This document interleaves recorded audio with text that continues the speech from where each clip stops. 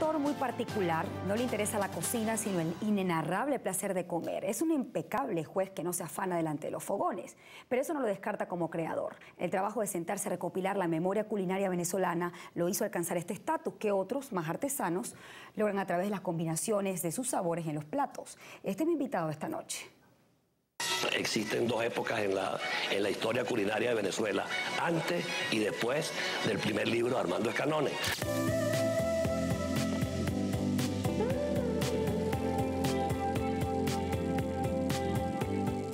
Yo me metía en la cocina y me ponía un poco, no tanto a ver, no es que estaba metido en la cocina constantemente. Lo que más tenía era análisis inconsciente de los sabores y de los olores. Eso me permitió tener un archivo de sabores que es importantísimo, que en realidad todo cocinero, sin yo ser cocinero, lo debe tener.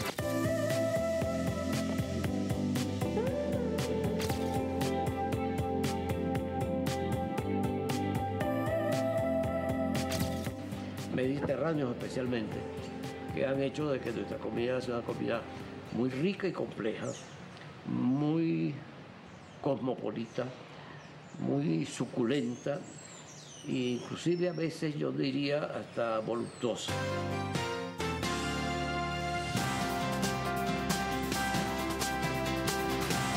Un periodismo que educa, que informa, que construye.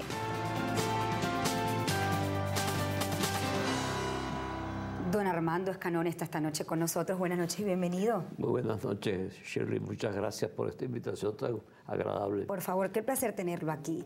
Vamos a comenzar con su profesión. Me pregunto, ¿cómo llegó un ingeniero civil a construir recetas? Mira, en realidad yo, mi vocación, vamos a llamarlo así, porque no es profesión, mi vocación de gastrónomo yo creo que empezó desde muy pequeño. Desde muy pequeño yo tenía, si que fuese una manía o una obsesión o algo así, lo hacía inconscientemente. Disfrutaba mucho de la comida, disfrutaba de los sabores, del aroma, del sonido que producen los alimentos en la boca. Es decir, yo tenía una apreciación total de la comida y lo manifestaba siempre. Le decía a mamá, qué maravilla está esto. De manera que yo sinceramente, inclusive no podía contenerme en decírselo. Qué maravilla está esto hoy. Ahora, bueno, ¿cuándo desplazó su profesión como ingeniero y se convirtió en un experto de la gastronomía venezolana? Mira, en realidad yo fui guardando en mi memoria gustativa, que afortunadamente creo que es magnífica, fui guardando un archivo de sabores, texturas, olores, y en los años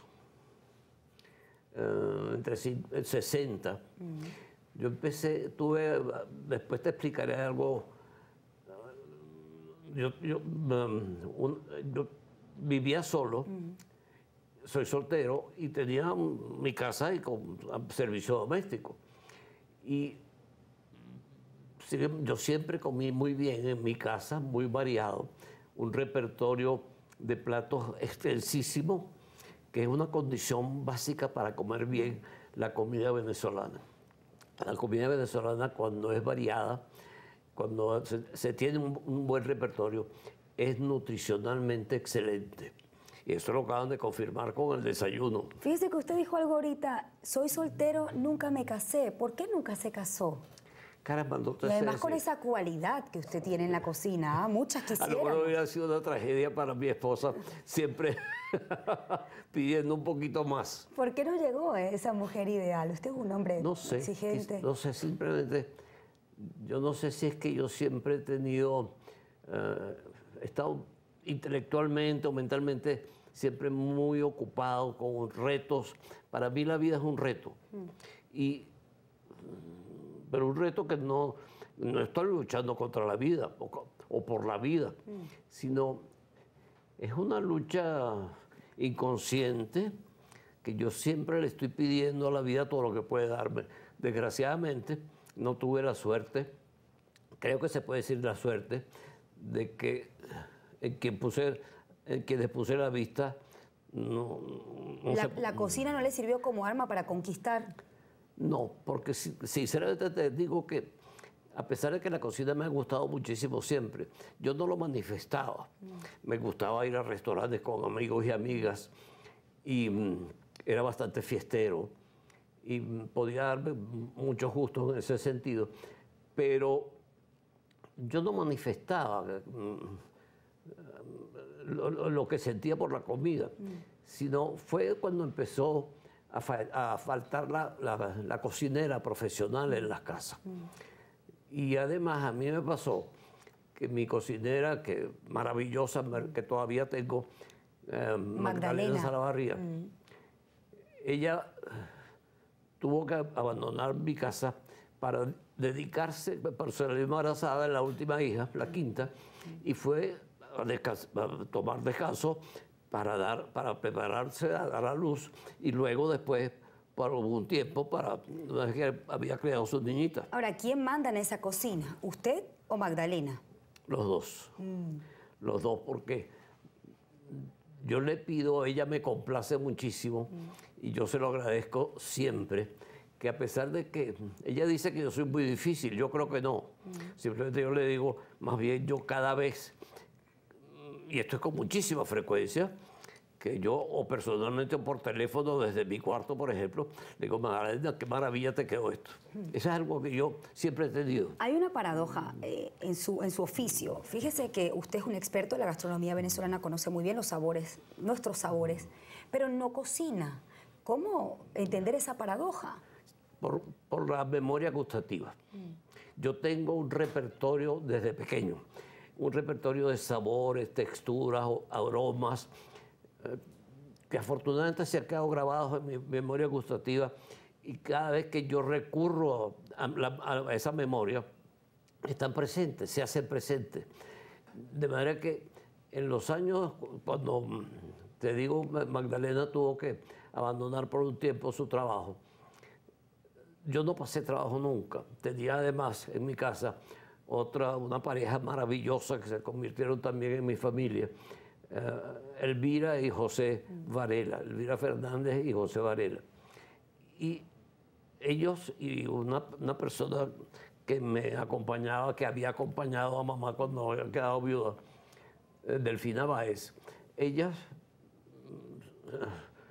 en definitiva se ocupaban mucho de complacerme y habían aprendido todo lo referente a cocina venezolana con Magdalena, entre todos ellos. Ahora, fíjense que usted se considera que es un jefe de cocina que quizás no ha descansado en recordar ese sabor de su infancia, los sabores venezolanos, o cree que se convirtió en un gran compilador y promotor de los sabores venezolanos. Creo que es eso, simplemente porque yo me di cuenta que la cocinera profesional había abandonado las cocinas para irse a trabajar en el comercio y en la industria por dos cosas. Primero, ganaban más y después podían convivir con su familia.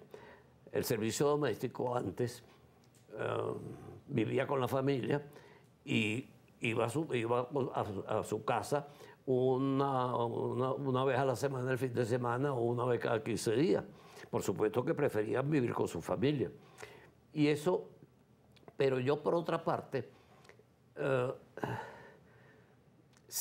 me empecé a sentir con la falta de Magdalena, que si bien yo no había pasado trabajo porque precisamente las cocineras que llegaban eran ayudadas por Elvira y por Delfina, etc., no era la misma sazón. No era la misma sazón de la casa de mis padres que ya Magdalena había adquirido, a través de pequeñas observaciones mías.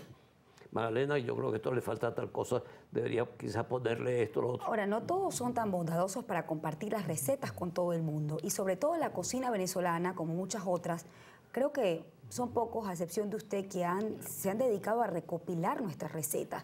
¿Cómo lleva un ingeniero esa cantidad de imprecisiones, un chorrito por aquí, una tapita por acá, a un método que compila pues, en su libro, que es la cocina venezolana? Ese trabajo seguramente fue difícil. Me lo responde al regreso, hacemos una pausa y ya volvemos.